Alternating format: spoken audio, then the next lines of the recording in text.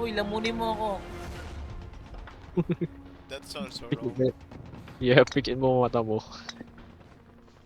Ay, tangin na kayo lang yun nilamon. What the fuck, kayo lang yun nilamon, busy. Uy, kainin mo ako. Fuck. Ayaw niya akong lamunin. Ayaw niya akong lamunin. Please.